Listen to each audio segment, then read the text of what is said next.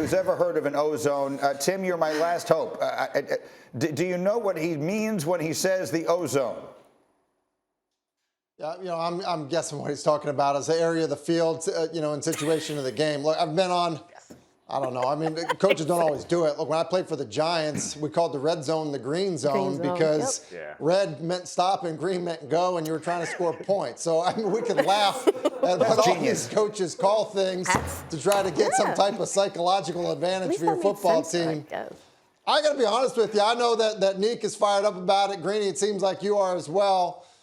Look, it's probably the right thing to call the timeout there with 10 seconds, have one shot to throw it into the end zone. That being said, I think when you say that it's absolutely what you have to do, it's discounting that something bad can happen. And in a game against the New York Giants where they weren't going to score a whole lot of points, being sure that you come away with 3, I actually don't think is a terrible thing. Domonique, he doesn't think it's a terrible thing. Go ahead. I guess you're right, but I think as the league gets more and more aggressive, the coaches in particular and the teams get more aggressive. I hate to have a coach who is so conservative, who is more concerned about what could go wrong than what could go right. There are more things, in my view, that could go right in that situation for the offense than could go wrong, especially when you have a veteran quarterback like Dak Prescott. Though he's not playing all that well right now, I'm not worried about him throwing an interception from there. Like, he understands the situation.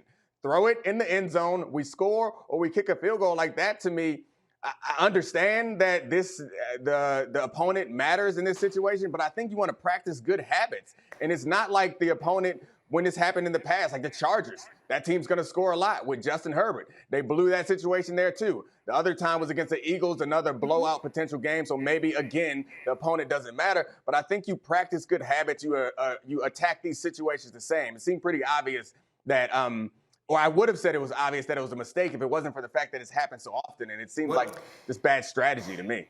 What do you think, just off the face of it, just the opponent, I feel like, yeah, you take that shot. You do. You're not afraid that you're going to lose to the Giants. No offense to the Giants. But when I watch those last 10 seconds, it's not, to me, a question of does Mike McCarthy not trust Dak or the offense?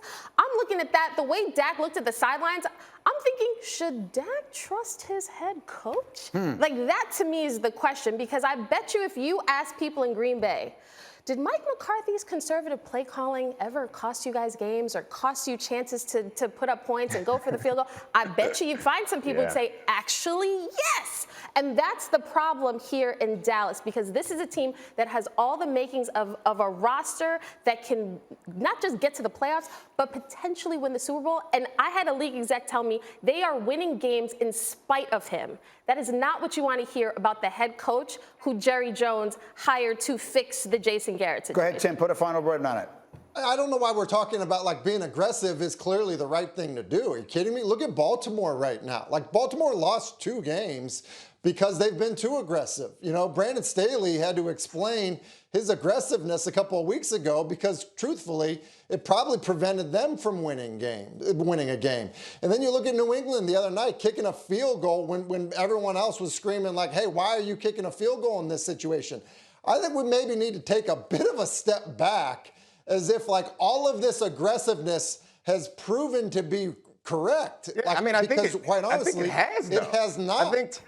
I think it has over the course of the season for the Chargers and for the Ravens. I understand in recent history it's backfired, but over the course of the season, the fourth down aggressiveness has served to their advantage. And I know in the Ravens game, they didn't kick the field goal, and that first time they ended up getting the ball back in great field position and scoring. I know at the end of the game, the 2-point conversion didn't go their direction, but I'm not sure how confident you feel scoring that touchdown and giving it to Aaron Rodgers in overtime. So I don't know. I think if you look at it, and I'm sure we can find some numbers that would tell which one of us is right or wrong, but I think the aggressiveness has helped these teams more than it hurts, even though most recently it's kind of backfired. Right. Thank you for watching ESPN on YouTube. For live streaming sports and premium content, subscribe to ESPN+.